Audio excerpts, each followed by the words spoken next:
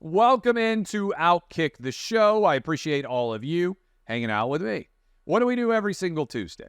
We react to the weekend that was in the NFL, and that is what we are about to do. On Monday, we react to college football. So if you're listening to me right now and you are a monster, let's say, NFL fan, or you're a monster college fan, you don't care about the other one, every Monday, college football reaction. Every Tuesday, NFL reaction. We also are doing a weekly show called The Fade with Kelly in Vegas at Kelly Stewart. We had a phenomenal, by we, I mean me, weekend with the OutKick six-pack. I went 5-1. We now have got a winning record on the NFL for the year. And as part of that, The Fade with Kelly will break down the NFL and the college football gambling landscape and give you a sense for everything that is taking place there. But this is where we react to everything. And I have to say, by way of reacting, to start off everything, Sunday's Ravens-Titans game in London was one of the most difficult games I have watched in some time because it was so laughably absurd. And first of all, let's talk about the Ravens. The Ravens, Lamar Jackson played like Lamar Jackson usually does, made some plays with his feet, fairly accurate for most of the game. But all he really had to do, Titans defense is not awful, is stay out of the way and allow the Titans to screw up. And let me give you a couple of examples of total screw-ups in the first half. I'm big, and I even use sports, and when I talk to my boys, I talk to them in this way. I use sports as a way to learn life lessons. And I'm far from perfect. I still screw up all the time. But where I really get upset is when someone makes mental errors. And I mean mental errors in the context of not like, hey, somebody ran a route and you jumped thinking it was a corner. It was a curl route, and actually they're running a fly pattern. And they did a start and stop, quarterback pumped, you got beat, gave up a touchdown, right? I don't mean when you screw up and you screw up because somebody else does something better than you. That's life. That's competition. I mean when you screw up and it's your own individual acts that 100% cause the screw up. And there were three in particular in the first half that really frustrated me. Titans had a 3rd down and 1, I believe, early in the first half. They brought in Petit Frere, who is a tackle. He lined up inaccurately. They threw a flag for not having, I think, enough men on the line of scrimmage. It's a legal procedure. Tennessee gained like 15 yards on the play. There was no impact over the failure to align correctly. And instead of having a 1st and goal at the 50, the Titans ended up going back, having an incompletion, and they weren't able to actually get to the line to gain. They had to punt, and they screwed everything up. Okay, so that was the first major failure of the day. Totally self-inflicted. You don't line up correctly. You give the other team the ball back, and you, as a result, end a scoring chance. When if you have a 1st down at the 50, it's probably a decent chance. I don't know what the analytics would show, but a 1st down at the 50, you probably score at least half the time when you get the ball to the 50, either a touchdown or or you gain something else there. So I'm talking about the failures. This is what I was saying. I was talking to my kids. 1, you line up wrong. You cost yourself a 1st down. You probably cost yourself points. 2, Jeffrey Simmons is one of the best players in the NFL, one of the best defensive linemen in the NFL. Shoves Odell Beckham Jr. It's 3rd and 6. You're probably going to hold the Ravens to a field goal. 3rd and 6, relatively low percentage, down close of conversion. I would say that favors the defense in that scenario. You shove Odell Beckham Jr., gets a 15-yard penalty, 1st down, only touchdown that the Ravens score. I think the whole game happens on that drive. Again, totally self-inflicted. You're in a good spot, 3rd and 6. The error actually is fairly consequential. Worst of all, though, Near the end of the first half, it's the final play of the half. The Titans send back a punt returner, literally going to end the half. He tries to fair catch it. If he lets the ball bounce, the half runs out. He tries to fair catch it. He fumbles it. Ravens recover. They kick a field goal. All this is really important because all of that was totally self-inflicted. The other team didn't do anything to cause it. And whether the punt returner recognized in his head, hey, there's no business of me fielding it or not, the coaches should have. Right? Coaches should have said, hey, just let the ball bounce. Don't field it. Ravens have no timeout left. We have 0 to gain from a fair catch. I would disagree with the decision if you weren't fair catching, but at least if you weren't fair catching, you would be thinking, hey, I'm going to try to return this for a touchdown. I think I have an opportunity to make a play. Still think it's a low risk reward when you're catching around the 10-yard line or inside of your own 10. But even deciding to field it, I think there was 1 second left. Ravens run out. They kick a field goal. Those 3 points ended up being fairly substantial. Now Ryan Tannehill's injured. We'll see where we go from here. But if I'm the Titans, I go ahead and see if there's a market for DeAndre Hopkins. I see if there's a market for Derrick Henry. This team is not good. They don't have very much of a chance, I don't believe, of competing at a high level. And now they're into their bye week. And then they go, I think they play Atlanta, and then they go on Thursday night to Pittsburgh. And I just feel like team's not very good. And so I think it's time to rebuild. Worse than that, Ryan Tannehill gets hurt. Your 2 backups are Malik Willis and Will Levis. Neither one of them is any good.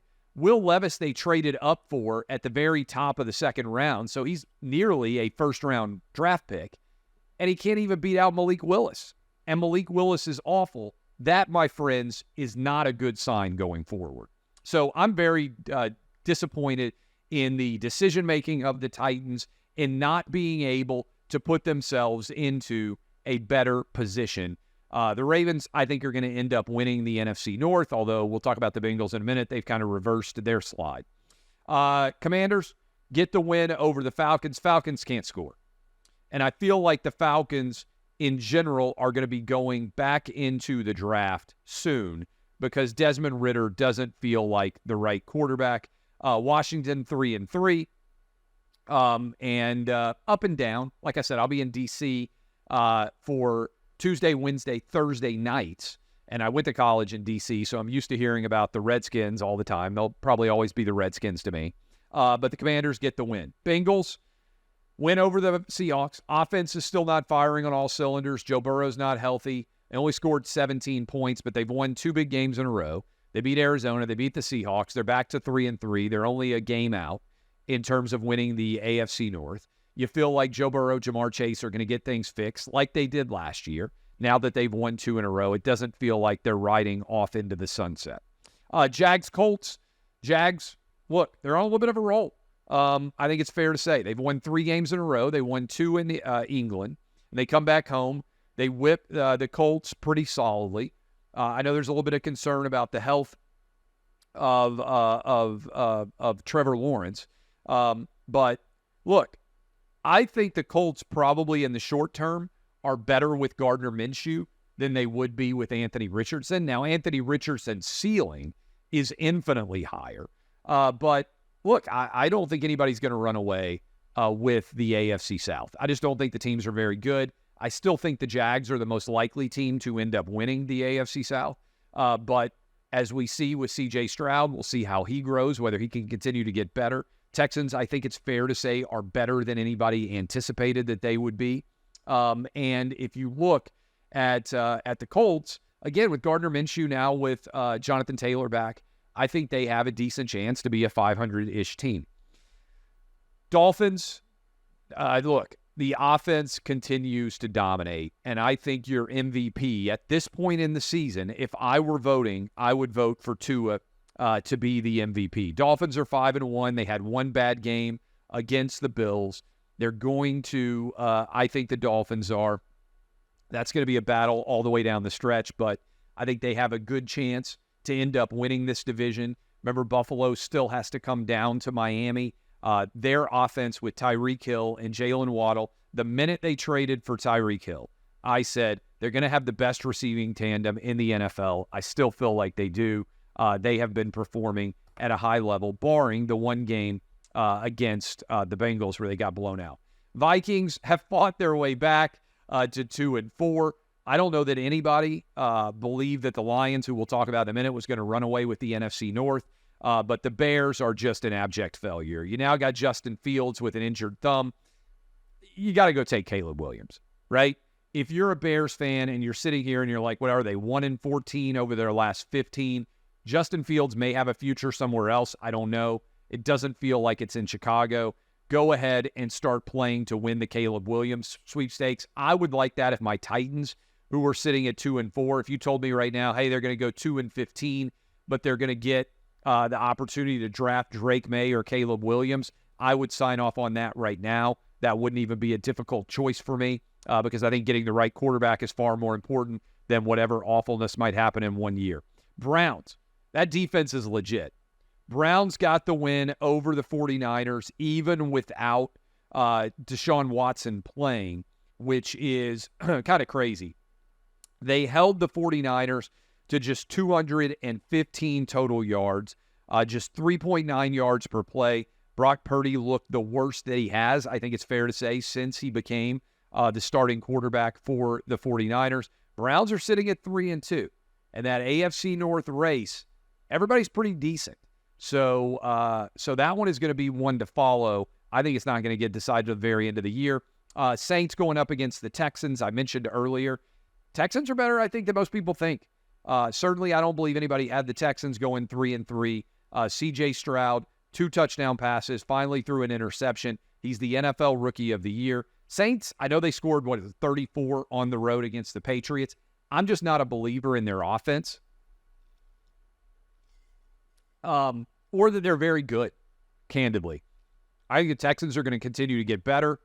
That's why I'm also of the opinion the Titans need to go get a new quarterback. Texans, congratulations. I don't think anybody saw you at 3-3, and we got the Battle of the Texas, by the way, happening in the ALCS now. Raiders get the win over the Patriots. Here's my big take for the weekend of action in the NFL. The Patriots are now 1-5, and they are awful with Mac Jones. But the bigger story to me is that the Patriots stunk until they got Tom Brady, and now they stink again. And Bill Belichick, this was one of the biggest sports arguments that anybody could have. I could have opened up the phone lines back in the day when I was doing sports talk radio every day for 3 hours. It's the middle of the summer. There's nothing going on. I could have opened up the phone lines, and I could have said, hey, what do you think's better, Belichick or Brady, as it pertains to creating the dynasty in New England? And it would have been roughly 50-50. A lot of people thought Belichick made Brady as excellent as he was. Then Brady left, won a Super Bowl with the Tampa Bay Buccaneers, took the Bucs to 3 straight years of playoffs, and the Patriots have completely fallen apart. When he has a good quarterback, Bill Belichick was one of the best coaches in the history of the NFL. When he had the greatest quarterback, that's Bill Belichick becoming the greatest coach. Without a great quarterback, Bill Belichick's just an average NFL coach. Wins about half the time at best. Been arguing this for a long time. I was right. The quarterback matters way more than the coach in the NFL. And if Belichick had retired, he would have been in far better sort of performance-based analysis than he is. I think you can make a real argument. Whose star has dimmed more over the past 2 years? Russell Wilson or Bill Belichick? It's a good question. My son actually asked this because he's like, Russell Wilson probably would have been a Hall of Famer if he had gotten injured or just decided to retire instead of getting traded from Seattle to Denver. Belichick, if he had retired the year after Brady left, or even when Brady left, a lot of people would still be arguing that he is the greatest coach of all time. Because the Patriots still would have stunk even if Belichick wasn't there, except they would have stunk and people would have thought, well, if they still had Belichick, they never would have been this bad. I think what you're seeing is every NFL coach is only as good as the quarterback that he has. And Belichick is a perfect example of this. Raiders get the win. Congratulations to the Raiders. Lions are the story of the year in the NFC. My wife is from the Detroit area. Every time she talks to one of her relatives, all they can talk about is how good the Lions are. Lions guys have won one playoff game since the 1950s. The level of Lion futility is off the charts. Dan Campbell, Jared Goff, they don't just have the Lions now with a commanding lead in the NFC North and the possibility of being able to host a home playoff game at Ford Field. They also are reversing generations of football futility so far this year. I don't know that the Lions are going to be good enough to perform better than the Eagles. I don't know that they're good enough to perform better than the 49ers. But I think you have to be really, really ecstatic over what's going on. And if you happen to be a Michigan Wolverine fan, as well as the Detroit Lion fan, which there is a great deal of overlap for, this is probably the greatest football season of your life, because Michigan, I think, is the best team in college football. And right now, the Lions look like one of the best teams in the NFL. The Rams get the big win over the Cardinals. The Rams coach, Sean McVay, is saying that his wife's pregnant. He may have to bail at any moment. I don't think he had to bail during the game. But the Rams have gotten themselves back to 3-3. And Arizona is where a lot of people expected that they would be when the season started, which is in the Caleb Williams and Drake May competition. Cardinals are 1-5. Only win has come against the Dallas Cowboys, who we'll talk about the Cowboys and the Chargers game Monday night. I'm going in the order in which they were played. Jets beat the Eagles. Jets, if Ryan Tannehill hadn't gotten hurt, I could see an argument being made that the Jets, again, if Aaron Rodgers doesn't get hurt, Jets are a pretty good team. I think they would have a chance to make the playoffs. That defense is good. The playmakers on offense are good. Big win over the Eagles. Big come-from-behind win over the Eagles means there's no undefeated team left in the NFL right now. Eagles haven't played great, I wouldn't say. I know they're 5-1, and 5-1 is always outstanding. And then last night, Bills get the win over the Giants. I was watching. I thought it was pass interference. Final play of the game, Tyrod Taylor tries to go and make the pass to, I think it was Darren Waller, if I'm not mistaken, for the Giants. And I thought we had defensive pass interference from the Bills. Not a bad play by the Bills, by the way. When you're at the 1, what do you care? Give another half yard. But I thought that it was defensive pass interference. I think the Giants should have had another chance. Now, look, pass should have been caught on third down. Should have ended the game for the Bills. Josh Allen, I think it was to Dawson Knox. He got the drop. And then they pushed a field goal wide right, the Bills did, on 50-plus yards. So the Bills really shouldn't have put themselves in the position. I know the way that the Giants finished the first half. Giants are now 1-5. Bills get the win, come back to 4-2. Bills have been very enigmatic, which is why I would say, even though the Bills beat the Dolphins soundly, I would make the Dolphins the favorite in the NFC East. And by the way, I know I mentioned the Titans-Ravens game earlier. Can I just mention the Titans had a first and goal at the 5 with 1:44 left. And they managed to run, 8 plays. They lost 15 yards, and on third down, they kicked a field goal. They still had to then potentially get the onside kick. Malik Willis wouldn't have mattered if they'd gotten it. They would have gotten sacked. I think he got sacked like 6 times. So one of the worst first and goal scenarios that I've ever seen in the history of football, other than like a ball getting snapped over the quarterback's head and like the other team scoring.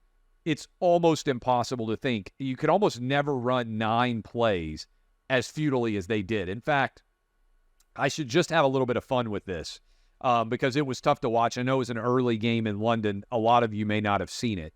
The play-by-play in the fourth quarter The Titans ran 10 plays for 55 yards, but they hit a huge gain from midfield on, let's see, they gained like 50 yards. So they had a 1st and goal at the 5 with 1:46 left.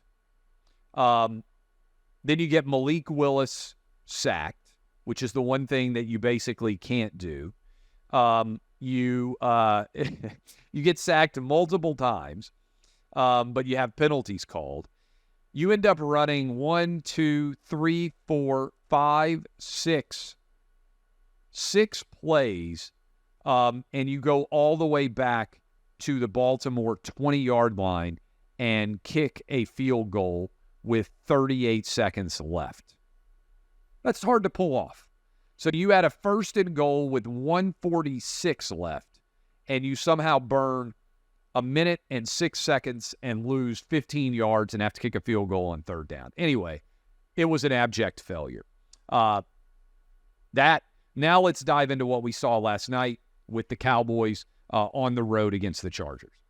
The Dallas Cowboy train continued. I sometimes feel, and I think I said this last week, like the Dallas Cowboys basically exist to give everybody who talks about sports for a living a fresh topic, because they only seem to go in wildly bipolar directions. Either they're the greatest team that's ever taken the field, or they're the worst team that's ever taken the field. And last night, they found a way to get past the Chargers on the road. It's a huge win. The Chargers, I mean, in close games, don't ever seem to find a way to get the victory. You saw the Charger fan, the Asian woman who was like kind of going crazy and with glee, and then just falling completely apart when the Cowboys won that game. I don't know what to make of the Chargers. I love Justin Herbert. You're obviously in a tough spot because Justin Herbert's going to be going against Patrick Mahomes in the AFC West every year. The Broncos are a mess. The Raiders just feel middling. And so you wonder whether the Chargers are ever going to take that proverbial next step. And it just feels like with Brandon Staley, they aren't. But Cowboys are 4-2. They survived the fight again. I'm not sold on the Eagles at 5-1 as being head and shoulders above everybody else in the NFC East. I think that division's going to end up a little bit messy before all is said and done. But we shall see. That is week 2. I'm going to have up the breakdowns. I got all my college football and all my NFL picks. They are up on OutKick. The Fade with Kelly in Vegas, Kelly Stewart, is going to be up later today as well, and we are hopefully going to make you all rich. And I might talk about the fact that I gave her a pretty good little whipping in fantasy football in our super high-end league. This has been OutKick the Show. DBAP, unless you need to SBAP.